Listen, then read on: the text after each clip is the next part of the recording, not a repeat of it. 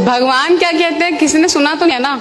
भगवान कृष्ण गीता में 18वें अध्याय में कह रहे हैं। भगवान एक मिनट, ये सिर्फ आपने बुक प्रिंटेड पढ़ा है, किसी ने पर्सनली सुना है भगवान को? पर्सनली किसी ने भी नहीं सुना है। जिस तरह से 2+2 4 आपने अपने टीचर से सुना, उन्होंने अपने टीचर से सुना, हमने अपने गुरुदेव से सुना। अभी आपने कहा कि कृष्ण नाम का लेके आपको कोई कष्ट नहीं मिलेगा, राइट? अगर आप कृष्ण के शरण में जाते हैं तो आपको कोई कष्ट नहीं होगा, या जीवन में कोई कष्ट आने वाला है तो कृष्ण खुद हरण कर लेंगे। हमने ये तो नहीं कहा कि कष्ट नहीं आएगा। आपने ये कहा था कि अगर आप कृष्ण नाम लेते हैं तो 100% गारंटी कि अगली योनि आपको इंसान की मिलेगी, मनुष्य का मिल जाए। जी, ये गारंटी कैसे लेते हैं आप? स्वल्पम क्या है? स्वल्पम ही यस्य धर्मस्य त्रायते महते महतो विहार। भगवान गीता में इसलिए कह रहे हैं कि अगर थोड़ा सा भी आप इस मार्ग में पड़ेंगे, बड़े से बड़े खतरे से बच जाएंगे कि कम से कम आपको मनुष्य जीवन तो प्राप्त होगा। शुचि नाम सुमताम गेहे योग भ्रष्ट भी जायते। तो भगवान गीता में ये कहते हैं अगर आप भक्ति पूरी भी नहीं कर पाते, थोड़ा सा भी कर लेते हैं भक्ति, तो क्या होगा? आपको ब्राह्मण परिवार में जन्म मिल जाएगा, धनी परिवार में जन्म मिल जाएगा, अच्छे घराने में जन्म मिलेगा और दोबारा भक्ति करने का अवसर प्राप्त होगा। और अगर मैं भक्ति ना करूँ तो? हाँ जी, अगर मैं भक्ति ना करूँ तो मुझे भक्ति ना करो तो कर्म के अनुसार चलना पड़ेगा। फिर कर्मणा देव नेत्र न जंतुर्देहो भवते। मेरे एक जानने वाले हैं, पिछले 10 साल से वो डिवोटी हैं यहीं के, ठीक है? अभी 6 महीने पहले उनकी फादर की डेथ हुई थी। ओके, तो ये कृष्ण भगवान ने ये जो कष्ट उनको दिया, क्यों दिया? वो तो 10 साल से इनकी डिवोटी थे। हमने तो बोला ही नहीं कि आप कृष्ण भक्त बनते तो कष्ट नहीं आएगा, हमने नहीं कहा ये। कल के मैं क्लास में गई थी, नहीं, हमने नहीं कहा ये कि कृष्ण भक्ति अगर करेगा कोई कष्ट नहीं आएगा। उसको कष्ट आएगा, कष्ट करने की, जो सहन करने की दृष्टि बदल जाएगी। जैसे कि एक व्यक्ति जो है सड़क पे जा रहा है और साथ रास्ते में बैरियर्स हैं, स्पीड ब्रेकर्स हैं, तो एक व्यक्ति ठेले में जा रहा है, दूसरा व्यक्ति मर्सिडीज में जा रहा है। तो मर्सिडीज में जा रहा है वो भी उसी सड़क से जा रहा है, झटके उसको कम लगते हैं। कहने का मतलब यह है कि कष्ट जो है भक्तों के जीवन में भी आता है, सहन करने की शक्ति भगवान देते हैं। यानी कि जहां पे पांव कटना होता है वहां पे सुई चुभती है केवल आपको। तो कष्ट तो आएगा ही आएगा। ऐसा कभी ना सोचें कि हम कृष्ण भक्ति में लग गए तो हमारे जीवन में कोई कष्ट नहीं आएगा। इनफैक्ट भक्त तो प्रार्थना करते हैं भगवान से कि हमें और कष्ट दीजिए। विपदा संता ता शाश्वत तत्र तत्र जगत गुरु भगवत दर्शनम शाद पुनर्भव दर्शनम।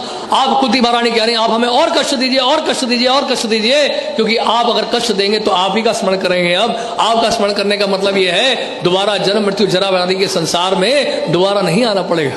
तो आपका कहने का ये मतलब है कि अगर आप कृष्ण, मतलब कुछ भी हो जाए भगवान कृष्ण के शरणों में रहो हमेशा। बस बस ये है पॉइंट। लेकिन कोई पॉइंट नहीं, बिल्कुल बहुत बढ़िया पॉइंट बोला आपने, तालियां बजाइए इनके लिए। एक मिनट, ये कोई पॉइंट नहीं होता। अगर भगवान कृष्ण के शरण में नहीं हो तो मेरे पास जरूरी कि मुझे कष्ट, मतलब कष्ट तो वैसे भी आना है जिंदगी में, चाहे मैं रहूं या ना रहूं। जिंदगी में आना है, लेकिन यहाँ से कष्ट का निवारण आपको दिया जा रहा है हमेशा के लिए। जन्म मृत्यु जरा व्याधि के चक्र से आपको हमेशा के लिए छुटकारा पाने का एक सुअवसर प्राप्त हो रहा है।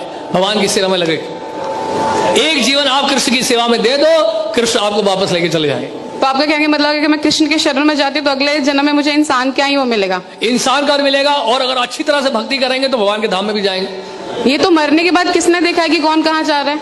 हाँ जी, मरने के बाद कौन जानता है कि कौन कहाँ जा रहा है? हाँ, इस बात की गारंटी कौन लेता है? सामान्य लोग नहीं जानते हैं, लेकिन भक्त जानते हैं। यम यम वापि स्मरण भावम त्यजते अंते कलेवरम तम तम एवैते कौन्तेय सदा तद्भाव भाविता। अंत काल में जिसका भी आप स्मरण करेंगे उस तरह का शरीर आपको मिलेगा। भगवान गीता में कह रहे हैं। तो आपके भक्त जानते हैं कि मरने के बाद कौन कहाँ जा रहा है, राइट? हाँ, 100%। तो मैं उन भक्त से मिलना चाहती हूँ एक बार। जरूर मिलेगा, क्योंकि मुझे भी जानना है कि कैसे उनको पता चल रहा है कि मरने के बाद जा रहे हैं। उसके लिए आपको प्रोसेस अप्लाई करना पड़ेगा। जिस तरह से कोई आईआईटी के बारे में जानना चाहता है तो हम उसको क्या बोलेंगे, आईआईटी में पहले एडमिशन तो ले लो, आईआईटी में जो सिलेबस उसको तो फॉलो कर लो, वहां के प्रोसेस को तो फॉलो कर लो, वहां के रूल्स एंड रेगुलेशंस को फॉलो कर लो। इट्स अ काइंड ऑफ फोर्समेंट कि आप किसी को फोर्स कर रहे हैं कि जबरदस्ती हम किसी को फोर्स नहीं कर रहे हैं। आपकी इच्छा पाइए, नहीं इच्छा मत आइए। यथा इच्छसी तथा गुरु भगवान गीता में कहते हैं। भगवान क्या कहते हैं किसी ने सुना तो नहीं है ना? भगवान कृष्ण गीता में 18वें अध्याय में कह रहे हैं। भगवान, एक मिनट, ये सिर्फ आपने बुक प्रिंटेड पढ़ा है, किसी ने पर्सनली सुना है भगवान को? पर्सनली किसी ने भी नहीं सुना है। जिस तरह से 2+2 4 आपने अपने टीचर से सुना, उन्होंने अपने टीचर से सुना, हमने अपने गुरुदेव से सुना। तो गुरुदेव हमने प्रभुपाद से सुना। जैसा स्कूल में जाते हैं तो टीचर सिखा रहे 2+2 4 सुनने कृष्ण भगवान से। अपने टीचर से अभी कभी हमने पूछा है स्कूल में अपने टीचर से, what is the proof that 2+2 is 4? What is the proof this is A, this is B? Teacher ने कभी जवाब दिया ना, आपने पूछा ना कभी वो जवाब देंगे। बट ये तो अंधा ज्ञान हुआ ना फिर। हाँ, तो इसका मतलब जो स्कूल में पढ़ाया जा रहा है वो भी अंधा ज्ञान है। स्कूल की बात नहीं है, आपने कहा कि जो आपके गुरु ने बताया स्कूल आपने की वो बात चीज ही कर है, ली। क्योंकि ज्ञान तो ज्ञान है, वो भौतिक ज्ञान है, आध्यात्मिक ज्ञान है। भौतिक ज्ञान में आप विश्वास कैसे कर लिए कि 2 + 2 4 होता है? आप कैसे मान लिए ABCDEFGHIJ है? आपने कैसे विश्वास कर लिया अल्फाबेट्स को? टीचर कहता है मैंने अपने टीचर से सुना, वो टीचर कहता है मैंने अपने टीचर से सुना, राइट? ये है सिस्टम ऑफ अथॉरिटीज को कहते हैं डिसेंडिंग प्रोसेस। इसी तरह से गुरु परंपरा के माध्यम से, एक प्रमाणिक गुरु परंपरा के माध्यम से हम जान पाते हैं भगवान कृष्ण की शिक्षाओं। सबसे पहले आपको ढूंढना पड़ेगा कौन सी यूनिवर्सिटीज हैं बोनेफाइड हैं, कौन से स्कूल हैं जो रिकॉग्नाइज्ड है CBSE के द्वारा। उसी तरह से वैष्णव सिद्धांत को समझने के लिए, इस आध्यात्मिक ज्ञान को प्राप्त करने के लिए हमें सबसे पहले ढूंढना पड़ेगा कि प्रमाणिक स्रोत कौन सा है जिससे हम भगवान कृष्ण के बारे में जान सकें। इसके लिए हमें शास्त्र पढ़ने पड़ेंगे, तो उन शास्त्रों में इस प्रकार से वर्णित है। और बताइए। बस ठीक है। अल्लाह